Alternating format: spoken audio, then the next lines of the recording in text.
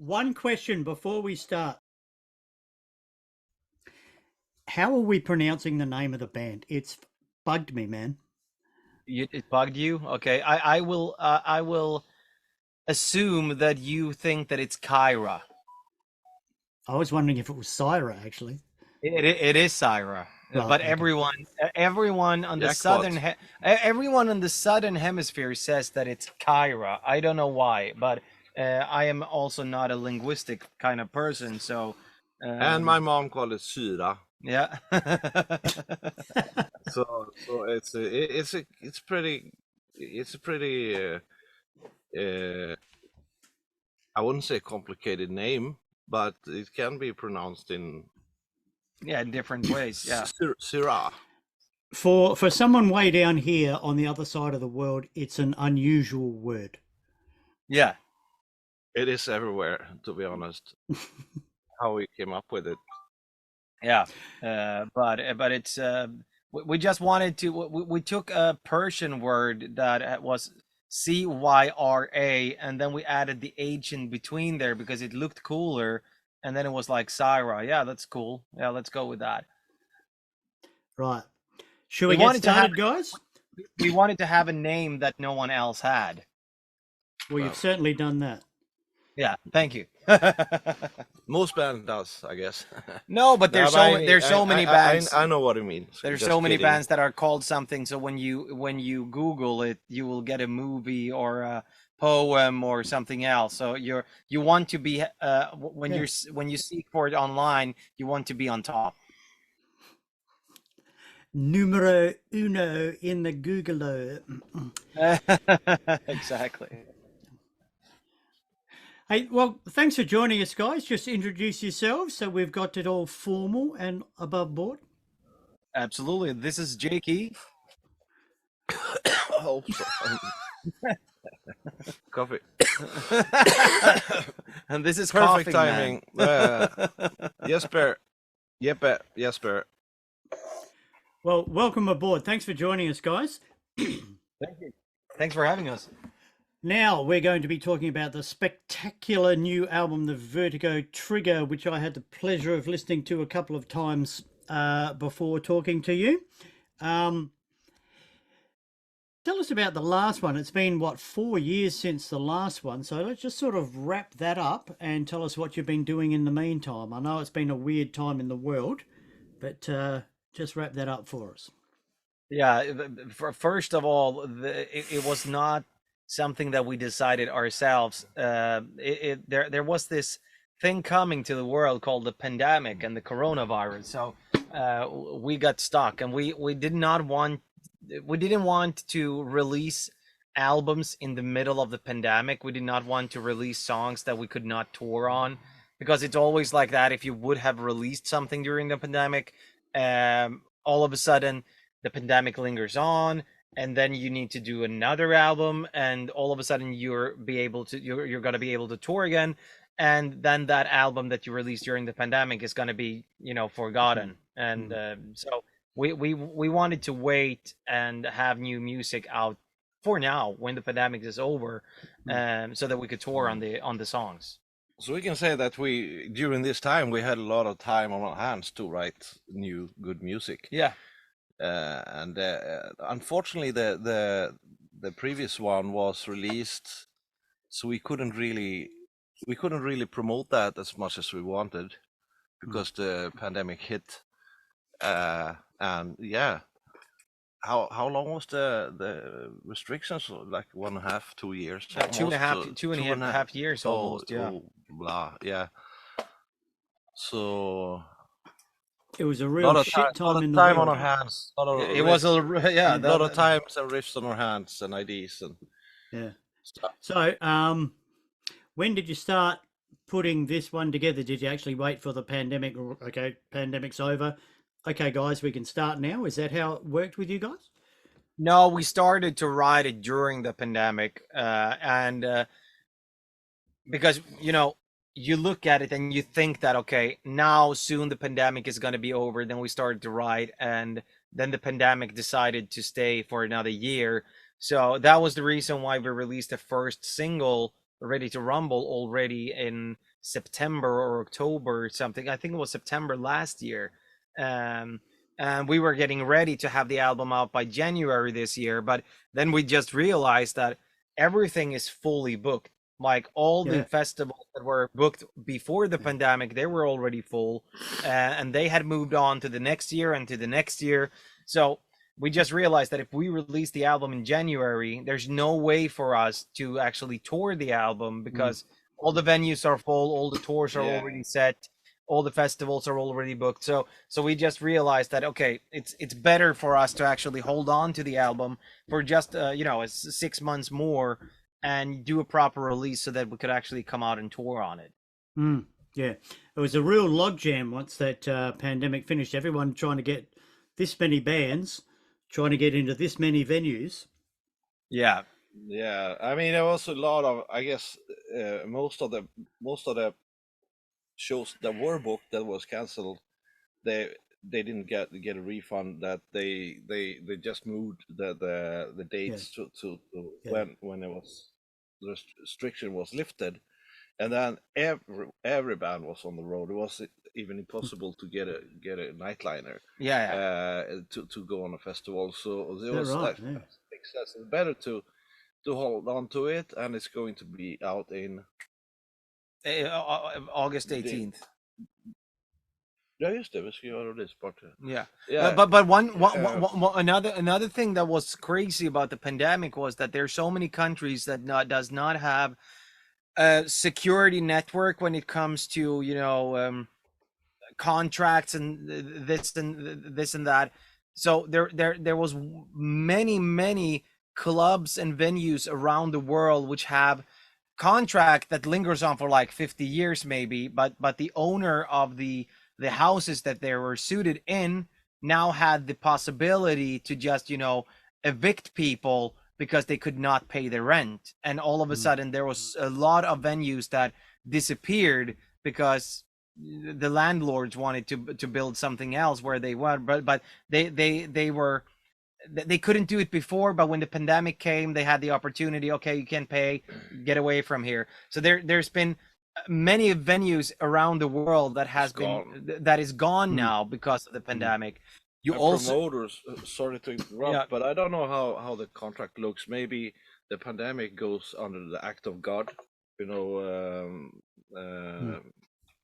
It's that if there is a thunderstorm or if there is alien invasion coming, and maybe it goes under the pandemic, the act of God, and maybe the poor promoters have to pay all these bands also for a festival that never happened. So it's been a disaster for culture, music, theater, for everyone, of course. Absolutely, but, definitely for culture in all. Yeah, and everyone sold their tour buses, and the tour buses are now gone, and now all the bands want to tour again, and there's no tour buses to get, and it's sold to the highest bidder. So all of a sudden, tour buses around the world are double the price than it was before the pandemic. So now, bands our size cannot afford to go on tour anymore. It's a catch-22 for everyone, I guess. So, album coming out August 18. What are your plans then? Have you got a tour lined up? Are you sliding in with someone else? What's happening? We are working on touring at the moment, and we're right now we cannot announce anything, unfortunately, because it's still in the work. But it looks like it's going to be a European tour, starting with a European tour. Then we're going to go to the States, then hopefully come back to Japan. On this album, we are really, really eager to go to Australia. We were this close on the last album, and then the pandemic came. So we have never covered Australia or South America with CYHRA. So these are the two last outputs that we really want to go to. And we know that we have a big fan base in Australia. So that is also the problem. I'm like, everything costs so much money nowadays. And, to fly to Australia, you need to do 8 or 10 shows to make it viable. Oh, unless or you go unless to you Japan, you go to yeah, but Japan, and then you're basically on that side of the world, you know. which is a completely faulty misconception, because it's as far to fly to Australia from here as it is to fly from Australia to Japan. But it looks close to on the map. Oh. Okay, well, you're It's the it's. geography master here. Let me but tell you, I've flown from here to the USA, and it's a fucking long flight. Let me tell you, it is a Yeah. fucking long flight. And I anybody was on I've a spoken to in a band 17-hour flight from once. America saying, you know, Yeah. when are you coming down? That fucking the flights are killing us. So we are a long way away, and we are aware of that. But what bands generally try and do is slot us in after Japan. So they're already sort Yeah, of exactly. most of the way, and then swing south. We're down here. You won't have to hire a bus. You can fly everywhere. Exactly. But I also have another idea, and that is that maybe if you just talk very good about us in Australia, maybe we could just do like some kind of arena instead of if we play in front of 50,000 people, it's going to be easier for us to make it economically. So Oh, I thought you said that Australia can come to us. I'll see Yeah, what I can do. I still don't believe it's as far as to the flight from Japan to Australia than from Sweden to Australia. I have to do my homework. yeah, do on that. No. Well, How long is the flight from Sydney to Tokyo? Isn't it 9 hours? Yeah, it's around about that 8 or 9, but it's like 16 from Australia Yeah, to but the USA. Yeah. from Gothenburg with layovers is over 20 hours. Yeah. Not that. Yeah. Who was it? Swedish band that came out here and they were saying they were traveling for 2 days. Who was that? Eclipse, I think. Okay. Yeah. Yeah, they played here late last year and were really good too, by the way. They're Yeah, fantastic. yeah, they're great. But I think he was saying they were traveling for 2 days. They were pretty tired, and it was so hot too. It was so hot. And he was saying that when they left Stockholm, it was -20. Yeah. That is cool sometimes when you fly away from home in Sweden in during the winter, and you fly to another country, and let's say you have -20 and then you have +40 Yeah. where you're coming, and all like the difference between the temperature is like crazy. Oh yeah. So when you land, you're like, what where the fuck am I? I think Yeah. the summertime in Australia is wintertime in Sweden. Yeah, Because yeah. I was there in September and it was not really hot at all, I think. But you have actually a really cool story about Australian flying, and that is, I can tell the story. You remember the TV show Lost, right? Yeah, Yeah, yeah. I was Yeah. on that flight. Yeah. Jesper actually has a ticket for that exact flight on that exact day. That the plane that is in the TV show, you actually flown. Yeah, I was watching the show and they said 25th of September 2004, and it's just bam. And I was looking at my ticket stub. I had it saved, and I was on that flight. So maybe this just a dream. I don't know. No, exactly. That's why you're so lost. Oh, No, pun intended. Boom, boom. but that is a pretty cool fucking story. Yeah, what's the odds for that? Yeah, God, I yeah. made it. Very cool. Right, tell us about some of the songs on this album. What's your favourite? What stories have we got behind them? My favorite song is, I think, "Live a Little," because it's the song of the album that is touching the base on where at least me and Jesper been talking about where we want to go musically with the band. Bring in a little bit more of a modern sound, and um, uh, uh, take it to CYHRA 2.0 in a way, but still not losing the CYHRA soul. Do you agree what I'm saying? I do agree. Yeah. I still try to figure out the working names and the actual titles. Yeah. Yeah, But yeah. How much have they changed? Yeah, the working songs. I think that so far on our on our 3 albums so far, we've had 5 songs that were called the Linkin Park song, and Wednesday 4, Wednesday 5, yeah, exactly. third 1, third 2.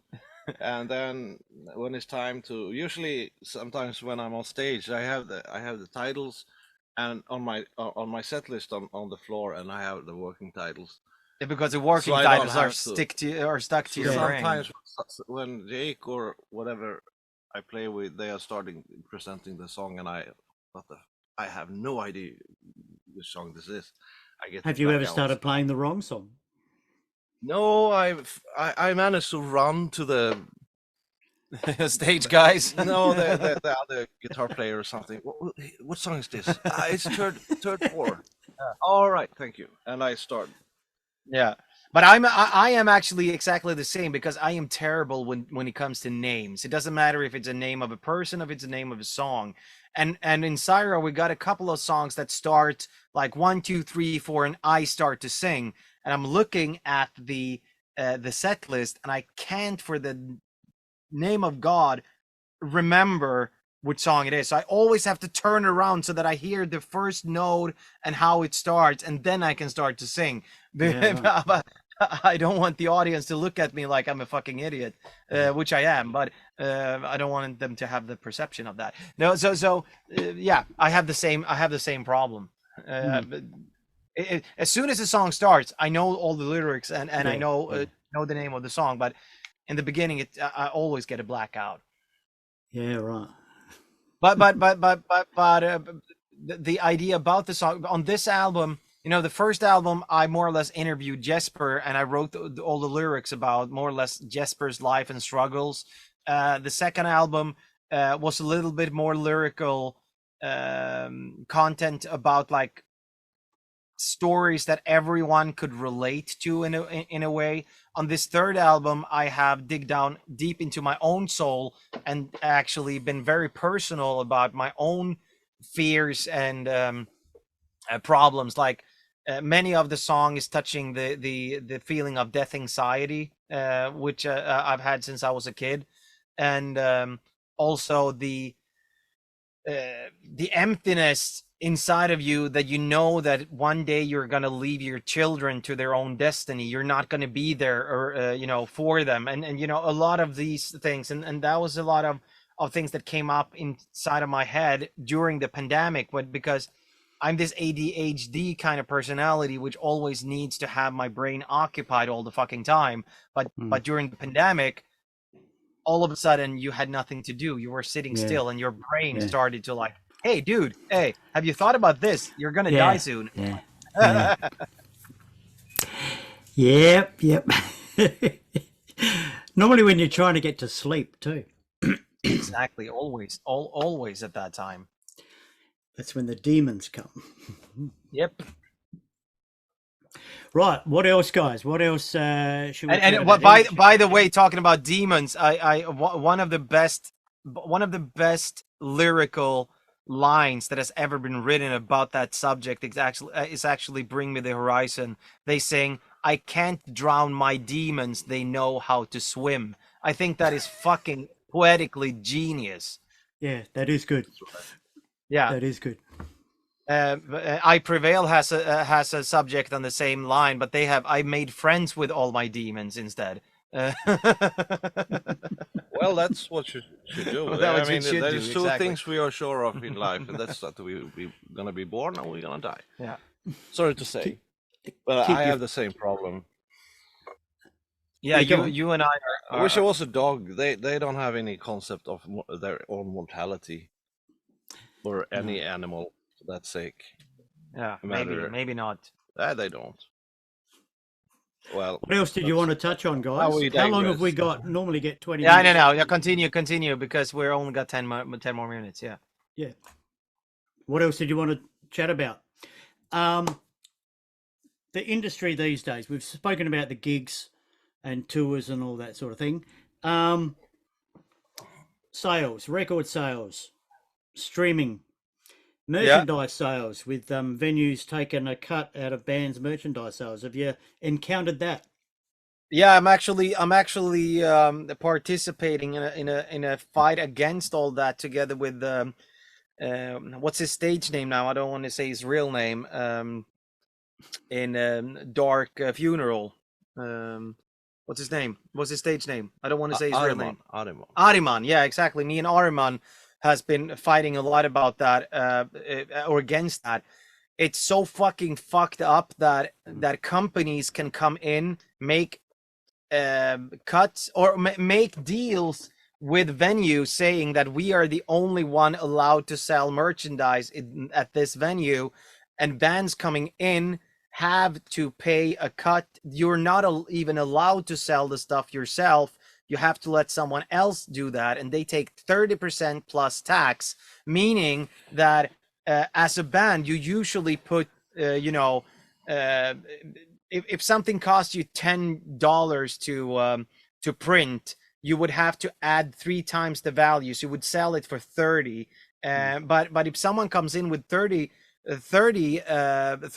plus tax, and then you come home, you still have to pay taxes on the same amount of taxes when you get back home. So you're more or less getting a profit of 25-30% of what you made, what it cost you, and you're losing money on the fucking thing. And I think that it's a fucking mafia method that, That's what they call mafia yeah, commission. mafia commission, exactly. And I think it's so fucking sick. I did a tour in Italy once, and in Italy it's actually the mob that is doing these things, but we refused to go. We were touring with Hammerfall. We refused to sell merchandise indoors. We went outside, and we sold the merchandise from the van, or not the truck. And there were vendors on the other side of the street selling, what's it called, bootlegs. And the police comes. And we tell the police they're selling our shirts, bootleg shirts, on the other side of the street. Can you tell them to go the fuck away? And the police comes to us and says, "Can we see your permit for selling on the street?" And we did not have a permit, but the vendors on the other side, they had that. So we had to close our shop while the other ones could continue. So it's a fucked up world, absolutely. And when it comes to record sales, I mean, like, record sale nowadays is us playing metal. We are fortunate to have metal fans. Metal fans are extremely loyal. Most of them are record collectors. They want to have something physical. That they also buy stuff, even if they don't have a vinyl player or CD player, they will still buy that thing from the band because they want to support the band, or they buy a t-shirt or whatever. When it comes to streaming, I would say that it's a great thing, because nowadays we could actually regenerate money from people listening to us. Back in the days, you sold one CD and you got paid one time. If you would resell that CD, the band would never get anything in return. But now the band is always getting something. The problem we're seeing is that the guys like Spotify, Tidal, YouTube Music, whatever, they are raising their fees for people to subscribe to their product, but they're never, so far, they have never raised the percentage or the money coming for the artist. So me and Jesper, we're still getting the same amount of money per stream now that we got 10 years ago when these things started. The split are ridiculous. And that is fucked up. That is completely fucked up, because that means that the interest is going up in the world. Everything is getting more expensive, but we never get a raise. The only way for us to raise our income and to be able to survive is to gain more fans, so that we get more plays, but we're still getting the same amount of money for each stream, which is that is fucked up. And you got to get out on the road and tour and sell t-shirts if you fucking can. Exactly.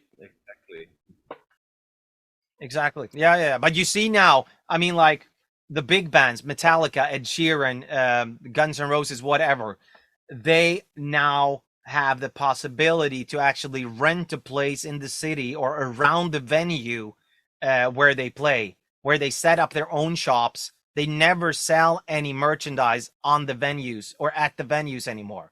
If you go to a concert, all the merchandise that you can buy is bought from the outside, and not from inside of the venue, because they don't want to take that thing. Then it's another thing, of course. I think that it's hilarious that bands like Rammstein, I was not watching the show, but I was outside. They take $100 to $150 for a T-shirt, and No way. they probably pay $3 for it.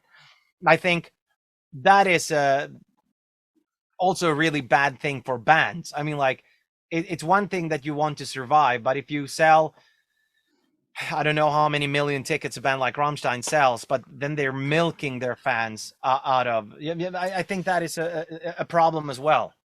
Maybe they should be called. We are on the wrong fence of that industry. Yeah, we are. Yeah. Well, we're just about to the end of the time slot here, guys. I want to thank you guys so much for having a chat to us. Can I get you to do one thing for us? Absolutely. Give us the horns up in the camera. Excellent. Because it's important to be heavy metal about it. It's absolutely. I don't have any glasses. It says it's important to be heavy metal about it. Of course it is. Yeah, always. Right. Hey, thanks so much, guys. Best of luck with this album. And thank you so much for taking the time. Oh, anytime. Anytime. Hit me up. We'll do it again. All right. See you in Australia. Yes. Yeah, hopefully. Yeah. Adelaide. Hope you can hook it up and get down here when you can. And stay healthy, stay well. And you too. Good luck to you. And we'll see you soon. See you guys. Yeah, see you soon. Bye-bye. Bye. Bye.